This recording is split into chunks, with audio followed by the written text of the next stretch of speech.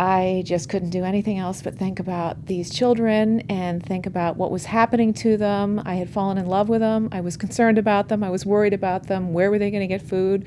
Where were they going to get clothing? They had nothing. And yet they were the most joyous human beings I'd ever met in my life. I wanted to volunteer in East Africa and kind of stretch myself on a more global level, and landed in Kenya on my 50th birthday. The founder of the home I was placed in was excessively corrupt. If I left money for children for food when I left, that food was never given to them. The food was taken and given to, the owner took it for herself, and the children suffered. They suffered greatly, and the more that I kept going back, the more I would see that these children were not getting what they needed. I had donors that would specifically say to me, "We'll give you $300, can you leave maize meal and some beans for the children?" Absolutely. I did exactly what they wanted me to do. And, it wouldn't get to the children. So I decided to make a surprise appearance on one trip.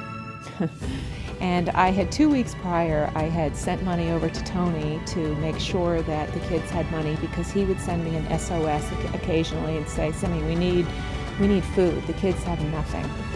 So I made a surprise visit, and I found the kitchen empty. They call it the store. The store was empty. There was nothing in it. So I approached her, and I said, "Oh, what happened to all the food that I provided 2 weeks ago? I have receipts. I have pictures of it being delivered. Where is this food?" She couldn't answer me, so she got very hostile. That was usually the end result of any kind of conversation with her.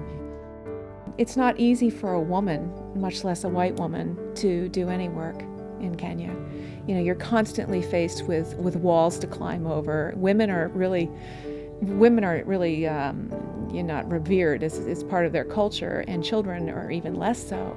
So, it took me a long time to learn that when I was fighting for the justice for these children, I had to be really careful about the way I couched things and the way that I fought for justice. There were people in the government who tried to have me deported. They accused me of sex trafficking. They accused me of molesting the children. They made all sorts of accusations just to try to get me out of the picture. They wanted the funds, but they didn't want me involved. So I got tired of all the corruption, the abuse, the injustice. I fought on every level for these children, and I wasn't going anywhere. And finally, this man who is now with me now, his name is Tony. He's been with me for about 5 years. He said to me, "My wife and I have a plot of land. Why don't we just give you the land and you can open your own home?" We purchased that lot of land, and we purchased another lot of land this past January. So now we're at a full acre. And my next step is to build a community center / hospital.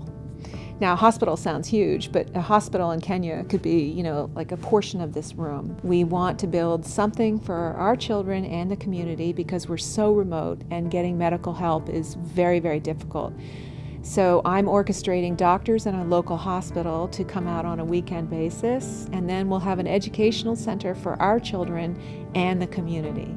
100% of all donations to WatotoWorld go to the children. 100%. I'm very proud of that, because that's not the ordinary. That's not ordinary at all. So any kind of administrative, my legal, my accounting, my flights, my stay over there, those are all paid personally. So 100% goes to those kids. To take these children out of these horrific situations and to give them this opportunity, to give them the basic human needs, the basic human entitlements, and to watch them thrive, it's like, you're on the right path. You're doing the right thing. And it's so fantastic, because they're so joyous about it. They're so grateful. I'm Simmie Eisenberg, and I am the founder and director of WatotoWorld, Inc., which was founded in 2012, and we serve underprivileged orphan children in East Africa, in Kenya in particular.